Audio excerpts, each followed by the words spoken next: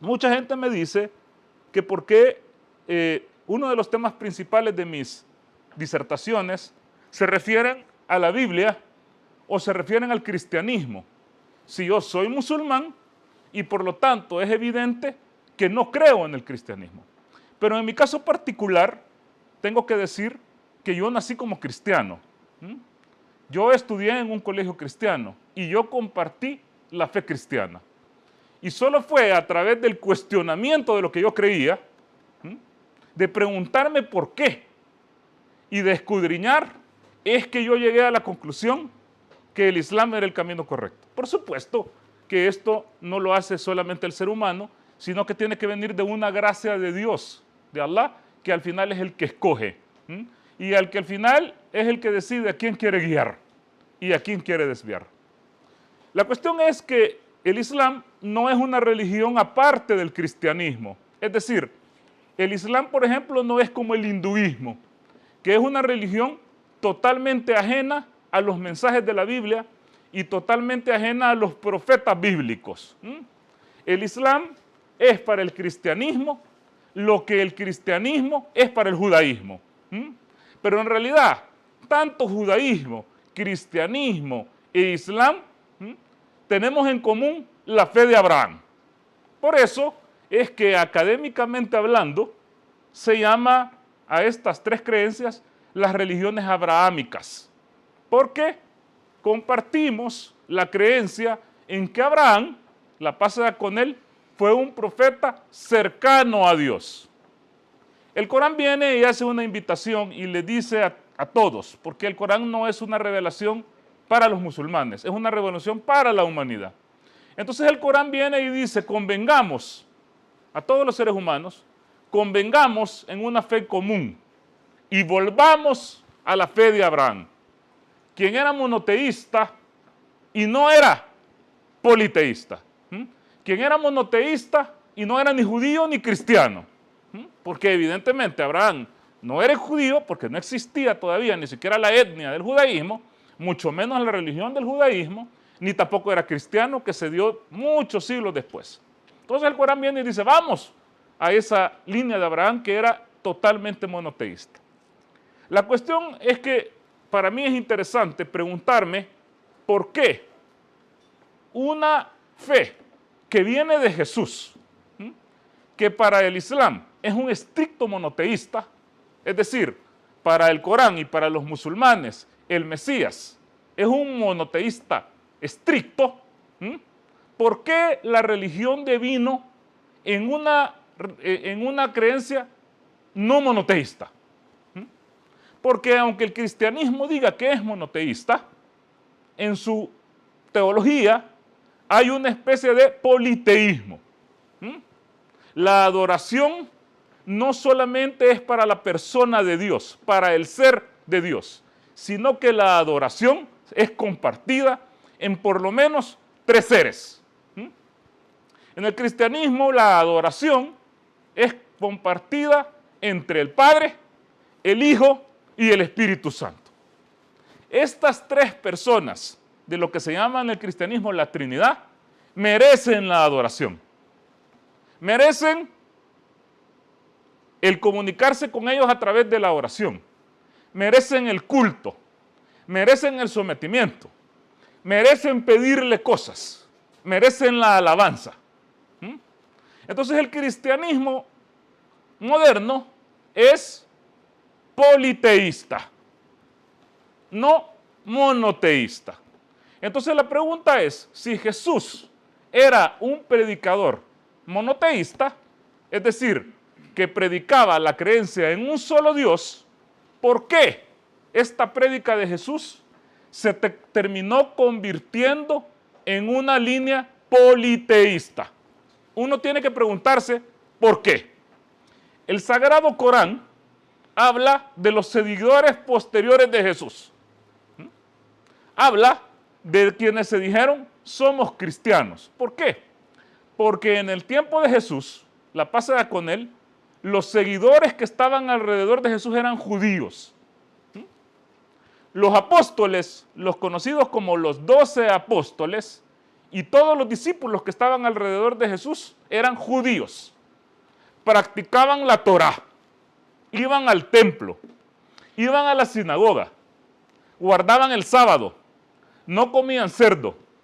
Y en los últimos días de Jesús en la tierra, estaban en las grandes fiestas peregrinas que hacían los judíos a Jerusalén, porque ellos no eran de Jerusalén, ellos eran de Galilea y habían emigrado porque era obligación de los judíos emigrar en estas fiestas a Jerusalén, al templo de Jerusalén, a presentar respetos a Dios y sacrificios.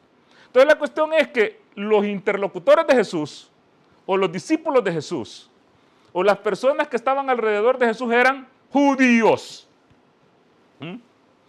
Y los seguidores posteriores se llamaron cristianos, para diferenciarse de los judíos que no creían que Jesús era el Mesías.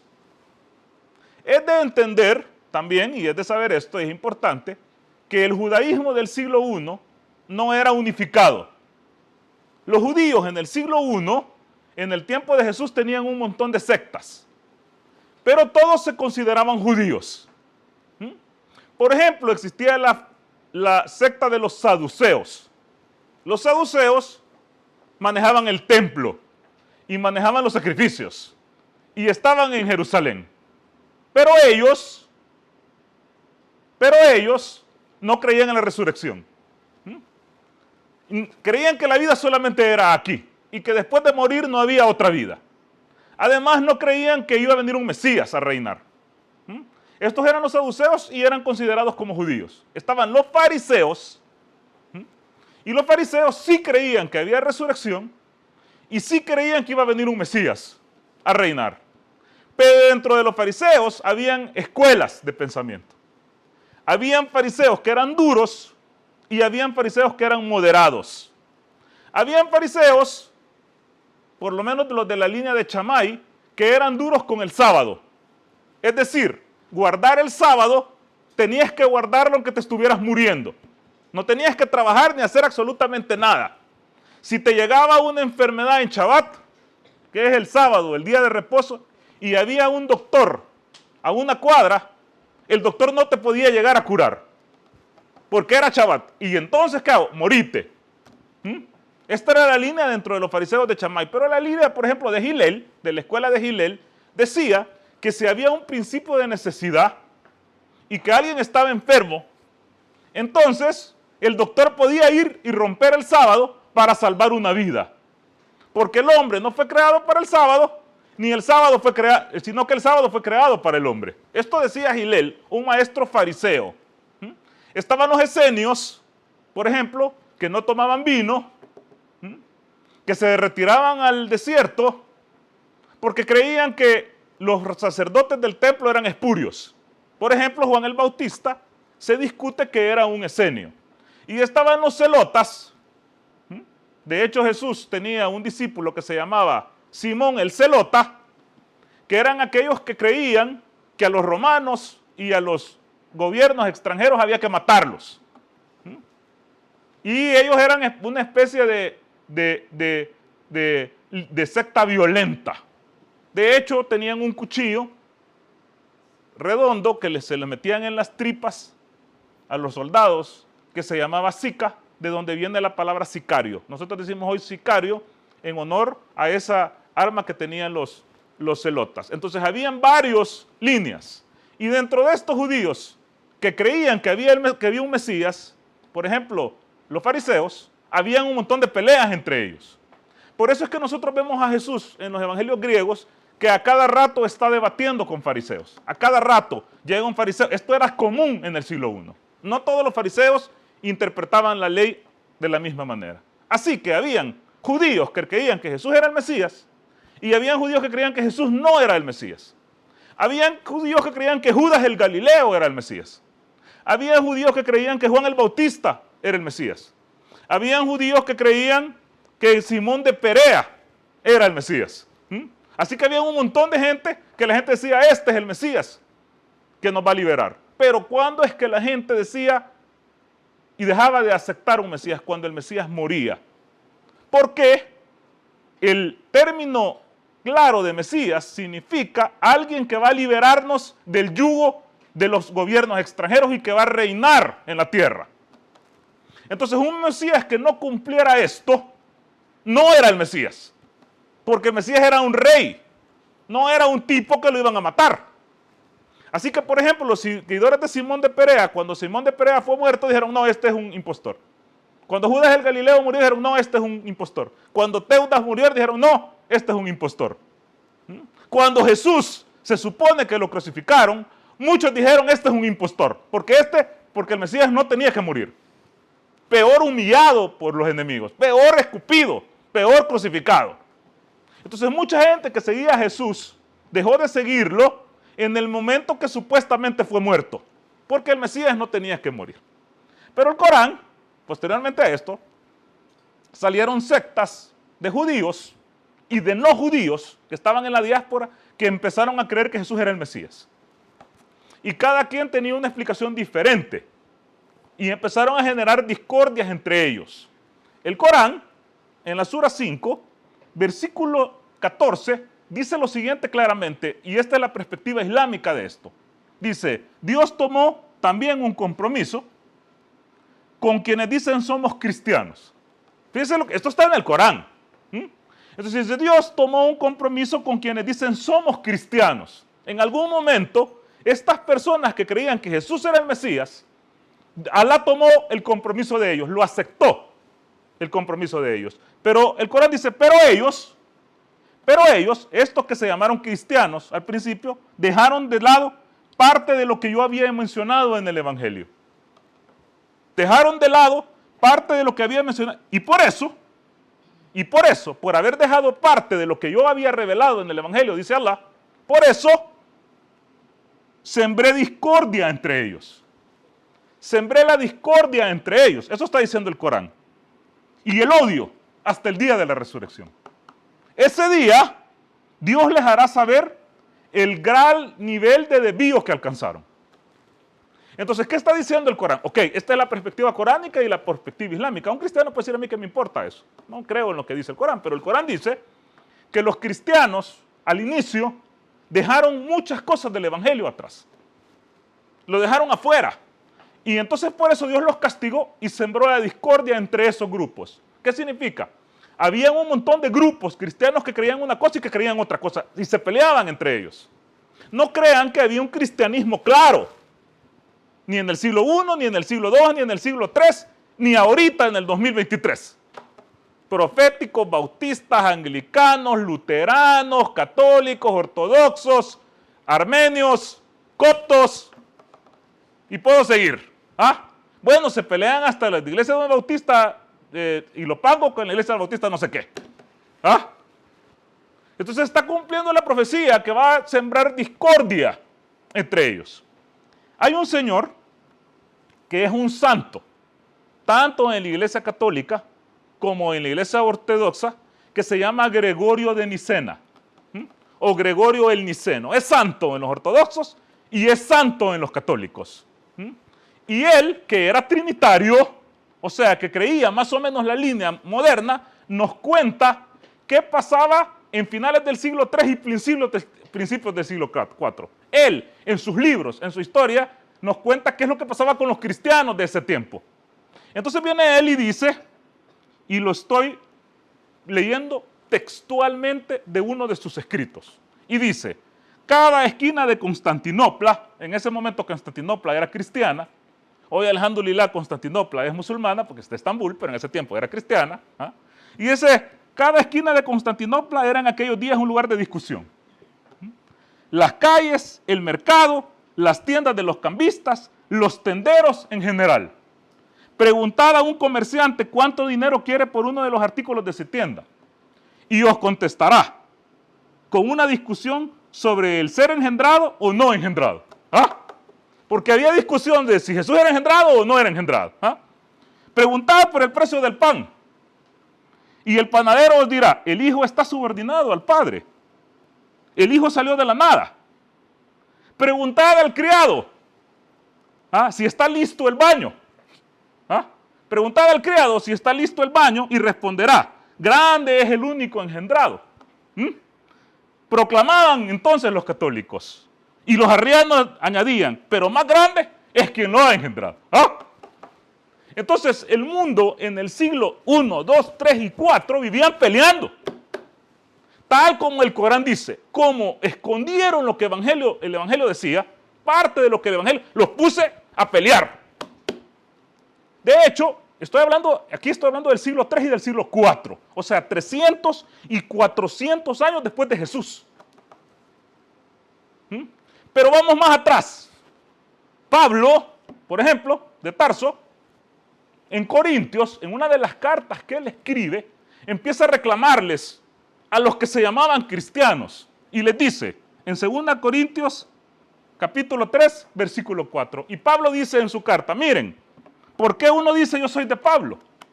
Y otro dice yo soy de Apolos, y otro dice yo soy de Cristo.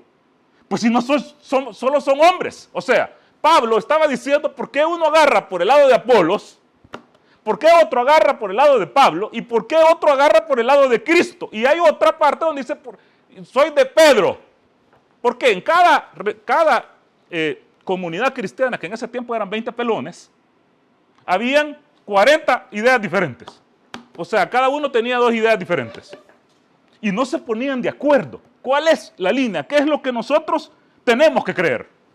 Ok, si nosotros vemos la realidad de las cosas, nos preguntamos, ¿dónde está el Evangelio de Jesús? ¿Dónde está? Porque Jesús hablaba arameo y sus prédicas eran en arameo. Entonces la pregunta del $1.000.000 es, ¿dónde está el Evangelio en arameo? ¿Cómo podemos saber qué es lo que Jesús dijo claramente con su idioma?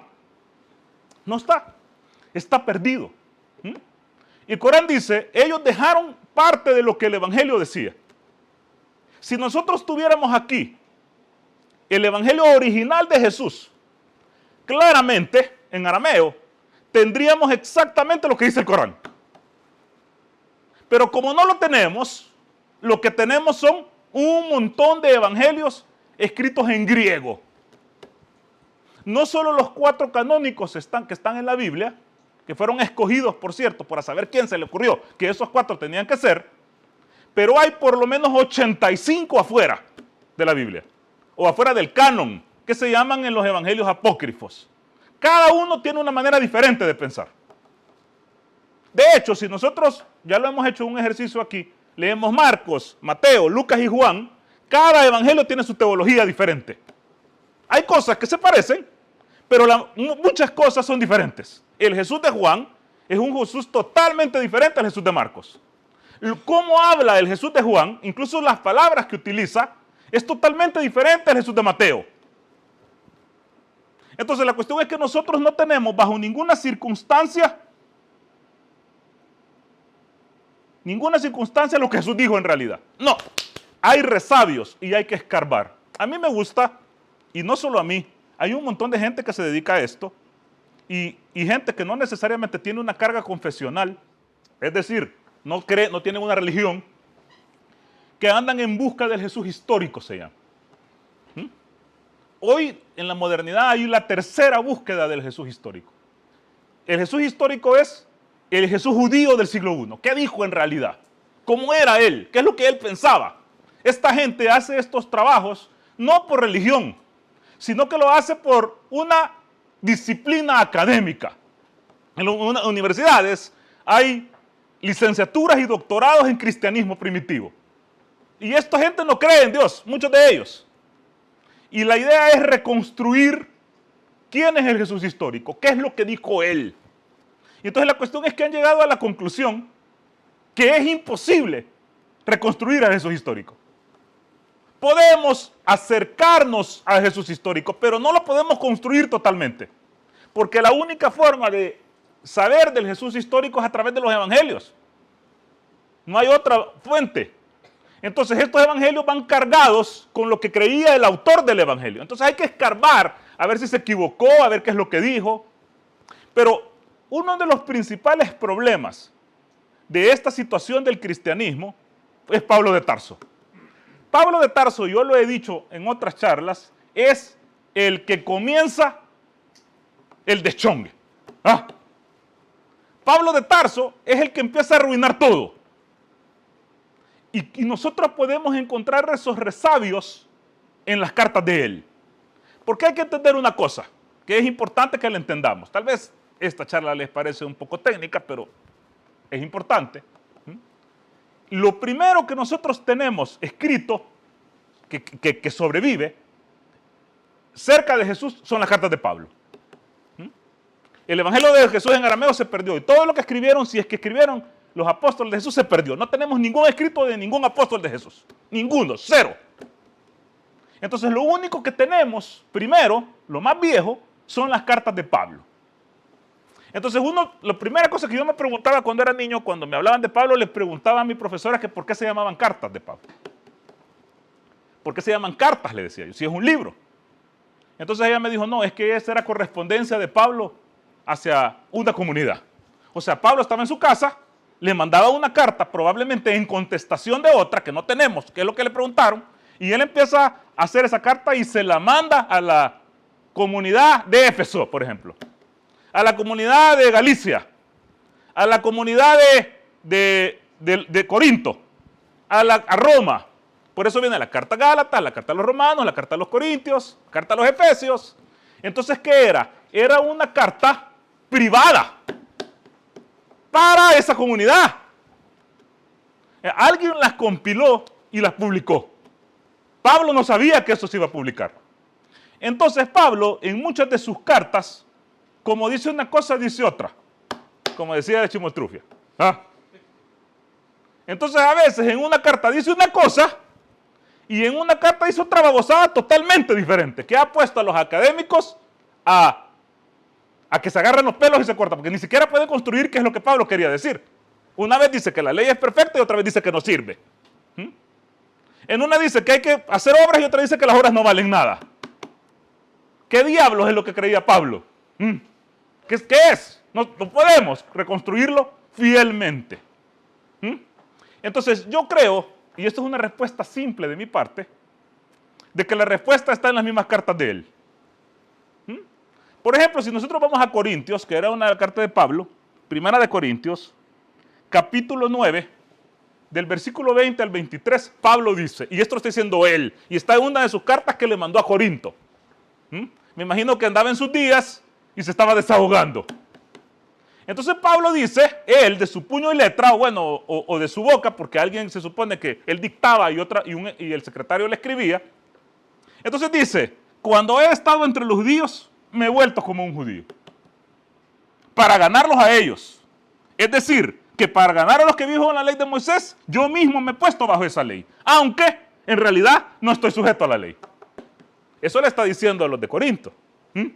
Yo tuviera desconfianza porque prácticamente es un camaleón. Yo me hago como en mi público, como un político. Como digo una cosa, digo otra. Lo importante es ganarlos, ganar su voto. Entonces viene aquí y dice, por otra parte, para ganar a los que no viven bajo la ley, me he vuelto como uno de ellos, aunque realmente estoy sujeto a la ley de Dios, ya que no estoy bajo la ley, estoy bajo la ley de Cristo.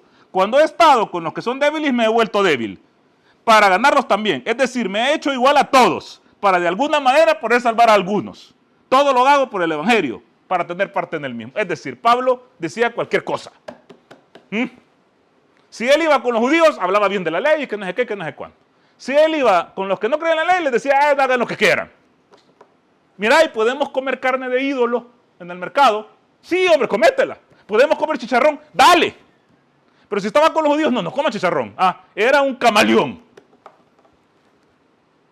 Entonces, no se puede saber qué es lo que él dijo claramente o qué es lo que él creía. Porque lo que él creía era ganarse a la gente, independientemente de cualquier cosa. Pablo escribe un montón de cosas, pero estas cosas que escribe, las escribe antes de los evangelios, es importante entender esto, y las escribe después de que se había peleado con Santiago. Cuando había habido una ruptura con los apóstoles de Jesús. Entonces ahí empieza a escribir. Y muchos de los escritores de los evangelios, si no es por decir todos, eran discípulos de Pablo, no discípulos de Jesús. No discípulos de Jesús. Marcos no conoció a Jesús. Lucas no conoció a Jesús. Mateo no conoció a Jesús. Y Juan tampoco lo conoció, porque Juan no es el apóstol Juan, es otro Juan. Entonces ellos eran más paulinos que cristianos. Entonces la gente piensa escribir su evangelio posterior a las cartas de Pablo, a arreglar cosas que no le gustaban de Pablo y a poner cosas que estaban de acuerdo con Pablo. Los Hechos de los Apóstoles es escrito después. Y el escritor de los Hechos de los Apóstoles trata la manera de conciliar este problema que había entre los judíos seguidores de Jesús comandados por Santiago, Pedro, y los paulinos comandados por Pablo y Timoteo. Aquí estaban los locos griegos y aquí estaban los judíos cerrados, según ellos, porque se tiraban entre ellos. Entonces, hay una parte en Hechos de los Apóstoles, cuando el escritor de Hechos de los Apóstoles está contando, que nosotros entendemos más o menos cómo era la bronca, cómo era el problema. Entonces uno va a Hechos 15. Hechos 15 para algo que se llama el Concilio de Jerusalén. El Concilio de Jerusalén era comandado por Santiago. ¿Quién era Santiago? Un discípulo de Jesús y un familiar de Jesús. Pablo decía que Santiago era el hermano de Jesús. Pero era familiar cercano y él se había quedado al mando. Y segundo seguía Pedro. Pero el mandamás, según Hechos, era Santiago. Entonces, en el Concilio de Jerusalén dice la siguiente. Entonces, en capítulo 15, del versículo 1 en adelante del Hechos de los... Dice, entonces algunos que venían de Judea enseñaban a los hermanos, si no os circuncidáis conforme al rito de Moisés, no podéis ser salvos. Como Pablo y Bernabé tuviesen una discusión y contienda con ellos, entonces podemos entender que Pablo y Bernabé no estaban de acuerdo con la circuncisión. Y tenían una contienda con estos judíos que también creían que Jesús era el Mesías con el problema de la circuncisión. Dice, como Pablo y Bernabé tuvieran una discusión y contienda no pequeña con ellos, se dispuso que subiesen Pablo y Bernabé a Jerusalén y algunos otros de ellos a los apóstoles y a los ancianos para tratar la cuestión. Entonces habían pugnas entre ellos. Entonces Santiago les dice, vengan para acá, nos vamos a reunir en Jerusalén y vamos a arreglar el problema. Porque todos se hacían saber, ahorita Pablo no había escrito nada de sus cartas. Pablo era un predicador que decía que Jesús le hablaba.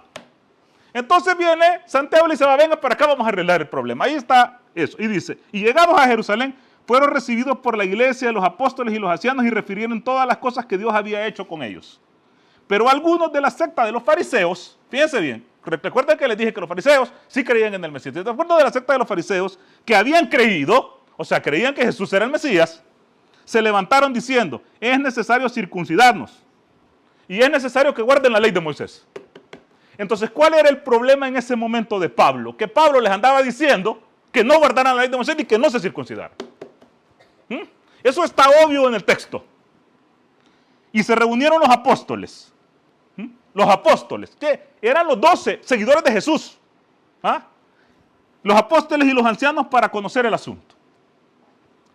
Después de mucha discusión, Pedro se levantó y les dijo, aquí hay una cosa que dicen los académicos. Pedro está hablando como que es Pablo. Entonces, cuando los Hechos dice, Pedro se levantó, en realidad el que se levantó era Pablo. Ya les voy a explicar después por qué. Dice, Pedro se levantó y les dijo, varones hermanos, vosotros sabéis cómo yo hace algún tiempo Dios me escogió para que los gentiles, fíjense, esto es importante. Dice, Dios me escogió para que los gentiles oyesen por mi boca la palabra del evangelio y creyeran. Y Dios, que conoce los corazones, les dio testimonio dándoles el Espíritu Santo, lo mismo que a nosotros. Y ninguna diferencia en eso entre nosotros o ellos, purificando sus corazones. Ahora pues, ¿por qué tentáis a Dios poniendo sobre la cerviz de los discípulos un yugo que ni nuestros padres ni nosotros han podido llevar? Antes creemos que por la gracia de Jesús seremos salvos de igual modo que ellos. Entonces, toda la multitud cayó y oyeron a Bernabé, que era también discípulo de Pablo, y a Pablo.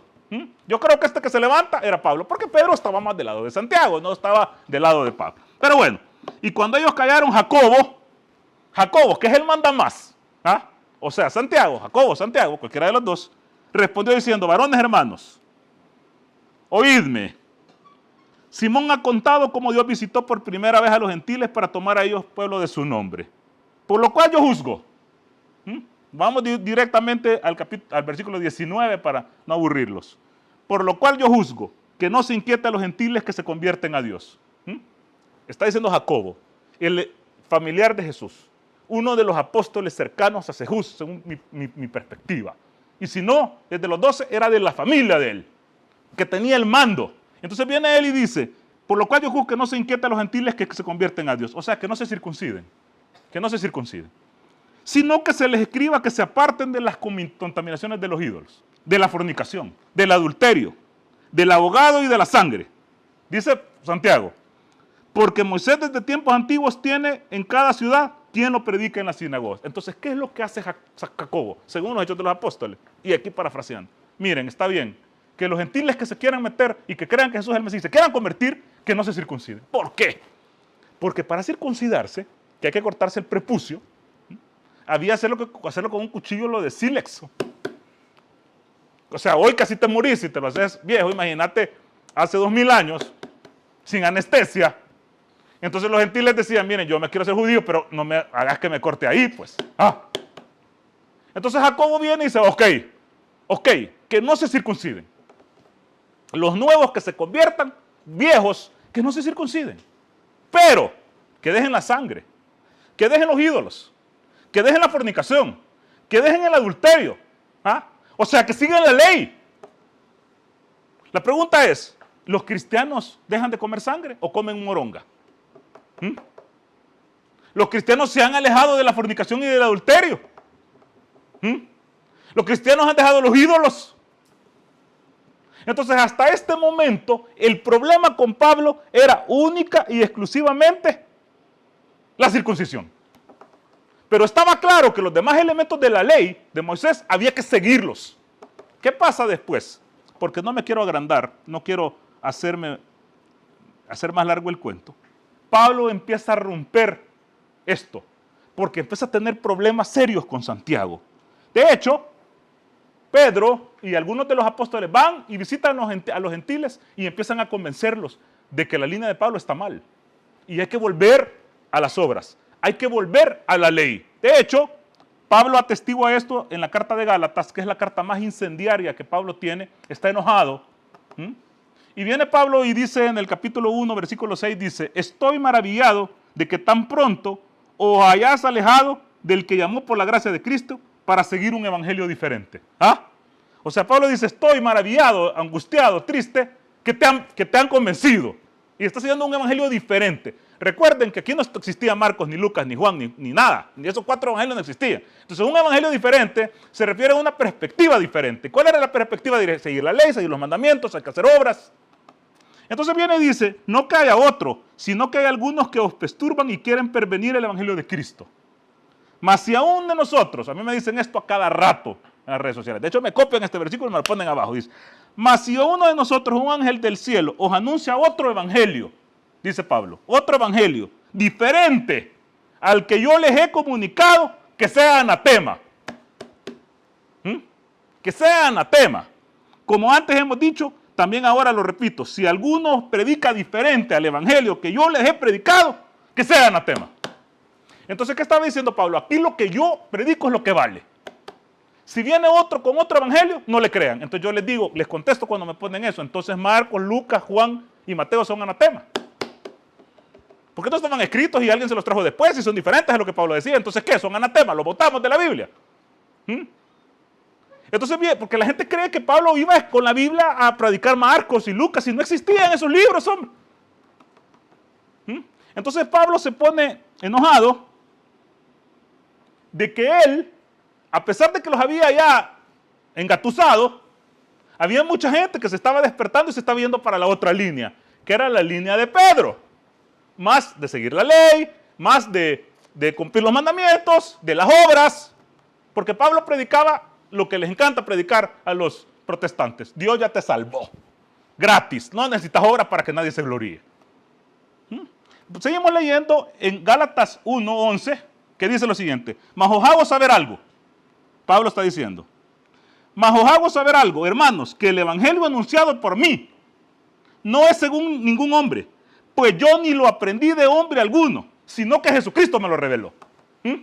Entonces, ¿qué está diciendo Pablo aquí? Que él no es que Juan se sentó con él, ni a Pedro y los que estaban alrededor de Jesús, Santiago, y le empezaron a enseñar, mira, esto es lo que vivió Jesús. No, él dice, no, lo que yo le estoy enseñando, no me lo enseñó nadie, yo lo recibí, porque él creía que se le apareció una luz, y que esa luz le transmitía la revelación. Y era Jesús en esa luz, que ya lo hemos visto.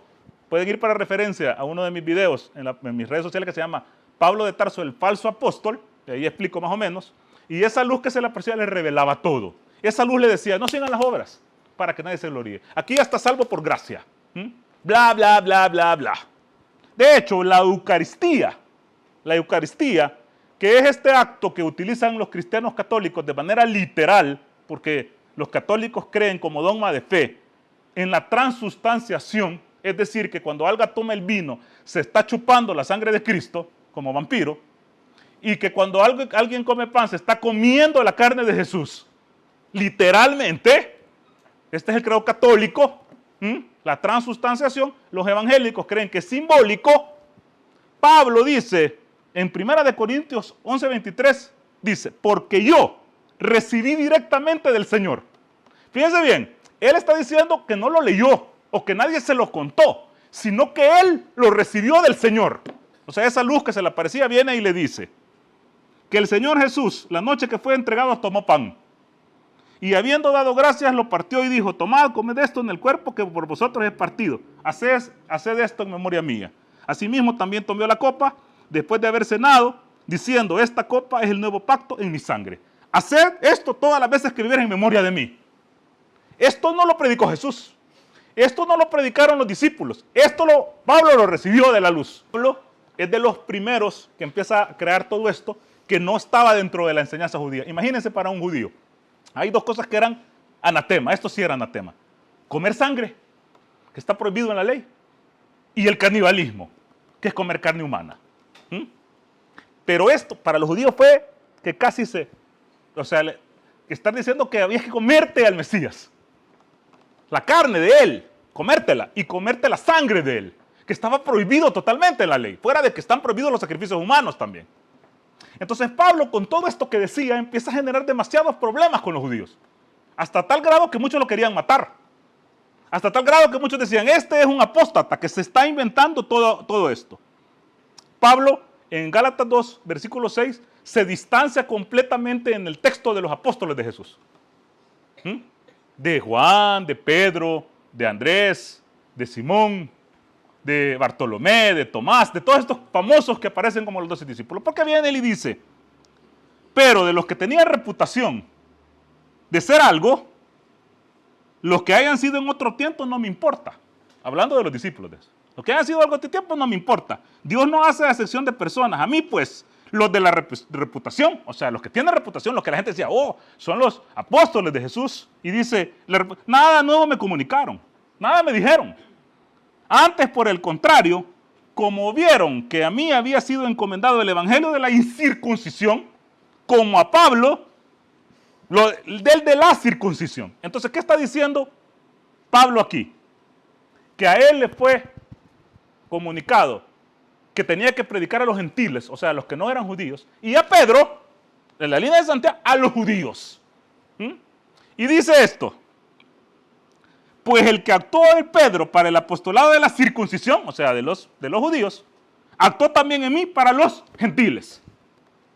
Entonces, cuando en Hechos de los Apóstoles dice que Pedro se levanta y dice, fui llamado para los gentiles, no está hablando Pedro, sino que está hablando Pablo, porque Pedro estaba claro que solamente predicó ante los gentiles. Vamos, una división clara en las cartas de Pablo que le estaba escribiendo a las Gálatas, hablando de Pedro. Miren lo que dice aquí. Dice, pero cuando Pedro vino a Antioquía, pero cuando Pedro vino le resistí cara a cara. O sea, ahí estamos claros que Pablo está contando que se peleaba con Pedro. Y se le resistía cara a cara porque era de condenar. Pues antes que viniesen algunos de parte de Jacobo, o sea, antes que vinieran algunos de parte de Jacobo es el mandamás, no Pedro, que él era el padre de la iglesia y no sé qué, fuera, el que mandaba era Jacobo. Entonces, antes de que vinieran los supervisores, si lo quieren agarrar en temas así como de trabajo, antes de que vinieran los supervisores del mandamás,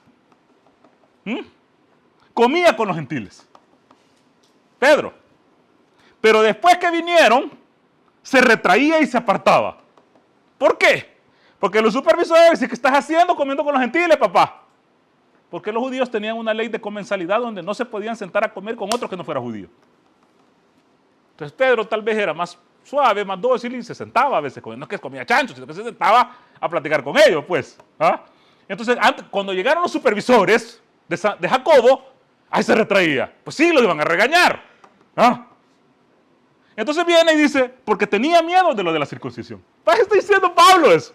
A Pedro, el Papa, la piedra, la roca, el que tiene las llaves del cielo, según el catolicismo.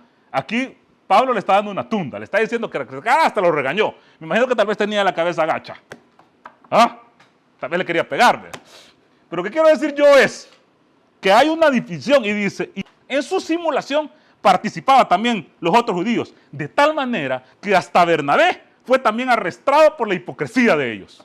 Ok, Bernabé, que era discípulo de Pablo, se hace del lado de Pedro y de Jacobo. Y ahí vemos en Gálatas cómo hay una destrucción total entre la comunicación de Jerusalén, de Jacobo, el hermano del Señor, el hermano de Jesús, según Pablo, el familiar de Jesús, según yo, con Pablo y su línea innovadora, su línea que se apartaba de la línea de Jesús. Nosotros vemos cómo todavía, después de esto, porque pasan muchas cosas, pero vamos a llegar a las 10 de la noche, entonces vamos a terminar ya, pero podemos ver cómo en la Biblia, en la misma Biblia que tenemos ahorita, en el canon, sobreviven disputas en 2 libros, que es fabuloso verlo. En las cartas paulinas y la epístola de Jacobo, o la epístola de Santiago. Vemos cómo Pablo dice una cosa en la misma Biblia y Jacobo le contesta con otra. Claramente para ver que había un enfrentamiento. De hecho, por ejemplo, les voy a poner un ejemplo claro. En Efesios, capítulo 2, versículo 8, en una carta paulina, Pablo dice, porque por gracia sois salvos. Porque por gracia sois salvos. Y esto no es de vosotros, pues es don de Dios, no por obras, para que nadie se gloríe. Les encanta este versículo, especialmente a los protestantes, porque no hay que hacer nada. Yo soy salvo ya, no tengo que hacer obras, no tengo que hacer nada. Santiago, enojado, le contesta en su libro, que también está en la Biblia, se le fue ponerlo ahí, porque ahí está la respuesta al revés de Santiago. De hecho, Martín Lutero, el padre de los protestantes, decía que la carta de Santiago era del demonio, y no quería que la pusieran en la Biblia. Pero lo que quiero decir es que viene Santiago, capítulo 2, versículo 14. Fíjense que Pablo está diciendo en Efesios 2:8, no es por obras, para que nadie se gloríe. La salvación es por un regalo, es un don, un regalo no por obras, para que nadie se gloríe. Entonces viene Santiago y le contesta en Santiago, que está en la Biblia, la epístola, capítulo 2, versículo 14. Y dice, hermanos míos, ¿de qué sirve que tengas fe y no tenés obras? O sea, Cristo está diciendo, no es por obras, para que nadie se gloríe. Y entonces viene Santiago y dice, ¿de qué sirve, hermanos míos, si alguno dice que tiene fe y no tiene obras? ¿Podrá la fe salvarle? ¿Podrá la fe salvarle? Y si un hermano o una hermana están desnudos y tienen necesidad de mantenimiento de cada día, y alguno de vosotros le dice, id en paz, calentados y saciados, pero no le dais las cosas que son necesarias para el cuerpo, ¿en qué aprovecha? ¿En qué aprovecha? Así también la fe, si no tiene obras, es muerta. Uno de nuestros lemas de campaña, la fe sin obras es muerta. O sea, pero Pablo decía no es por obras. En Romanos 4, en el capítulo 4, dice Pablo, entonces, ¿qué diremos en la casa de nuestro antepasado Abraham? Dice Pablo, entonces, ¿qué diremos en el caso de nuestro padre Abraham? En realidad, si Abraham hubiera sido justificado por las obras, fíjense lo que está diciendo Pablo, si en realidad Abraham hubiera sido justificado por las obras, habría tenido que jactarse, pero no delante de Dios. Pues, ¿qué dice la Escritura? Le creyó a Abraham y esto se le tomó en cuenta por justicia. Es decir, Abraham no fue justificado por las obras, Fue justificado por la fe. Entonces, ¿qué contesta Santiago? En la misma epístola, capítulo 2, versículo 21 dice, ¿no fue justificado Abraham por las obras? Fíjense cómo Santiago está enfrentado con Pablo. Bueno, Pablo dice que por la fe, en Romanos 4. Pero Santiago en 2.21 dice, exactamente hablando de Abraham, ¿no fue justificado por las obras Abraham nuestro padre cuando ofreció a su hijo sobre el altar? ¿No ves? ¿No ves que la fe actuó juntamente con sus obras? Y que le fue, y que la fe se perfeccionó en sus obras. Y se cumplió la escritura que dice, Abraham creyó a Dios y le fue contada por justicia y fue llamado amigo de nosotros. Vosotros veis, pues, que el hombre es justificado por las obras y no solamente por la fe. ¿A quién cree que le está contestando Santiago? Lo bonito de esto es que esto está en la Biblia, en canónica. Porque no, pues es que el Corán. No, es que el Corán no me interesa. ¿Qué elegís creer en la Biblia? Entre los 66 libros de la Biblia evangélica o los 73 libros de la Biblia católica. ¿Qué elegís? ¿Le crees a Pablo o le crees a Santiago? ¿Le crees al familiar de Jesús, que estaba cerca de Pedro, de los apóstoles, que al final terminaron convenciendo a Bernabé y a Marcos? ¿O le crees a un falsario como Pablo? Ahora, ¿qué pasó con esta gente que estaba, Jacobo, Pedro? Porque esta carta de Santiago solo la tenemos en griego, que muchos dicen que es una traducción de la verdadera carta de Santiago en arameo. Pero ¿qué pasó con los demás escritos? O sea, ¿qué es lo que creían ellos? ¿Qué creían los discípulos de Jesús? ¿Qué era lo que decían? ¿Qué era lo que enseñaban? Porque no tenemos esos libros. La única manera de más o menos entender qué es lo que ellos creían es irse a los libros que los criticaban. Por ejemplo, Ireneo de León, que es un santo de la Iglesia Católica, un santo, estaba hablando de los ebionitas, que es como se le llamó a los seguidores de Santiago en el futuro. 50 y 100 años después, 200 años después. Entonces, criticándolos en su libro Adversus a Heresus, que significa contra las herejías, Ireneo empieza a despotricar contra los seguidores de Santiago, porque Ireneo era un paulino. Entonces en su libro dice lo siguiente, con eso termino. Estos herejes no forman una secta gnóstica sino de tipo judío-cristiana. Su doctrina es una forma de adopcionismo. El Cristo no es Dios, ni hijo de Dios por naturaleza, sino un hombre justo, elevado a la dignidad divina en función de su ministerio. Enseñan que Jesús es un hombre común. Nació de una mujer y en su fe son más judíos que cristianos. En el Antiguo Testamento sería la revelación absoluta y la norma para interpretar el evangelio hebreo de Mateo.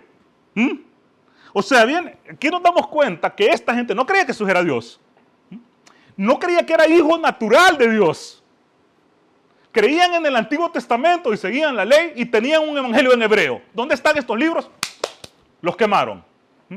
Pero estos eran los verdaderos seguidores de Jesús.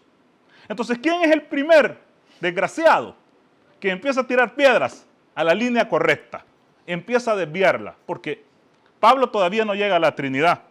No le voy a echar ese muerto al pobre Pablo, porque Pablo no era trinitario. Pero Pablo empezó primeramente a atacar los mandamientos, a decir que la ley no era necesaria, que los mandamientos no eran necesarios y había una salvación absoluta por gracia, que es lo que se predica hoy en día en el cristianismo. Santiago decía, recuerden, ¿de qué sirve tu fe si no tiene obras? La fe sin obras es letra muerta. Muchas gracias, hermanos, que Dios les bendiga.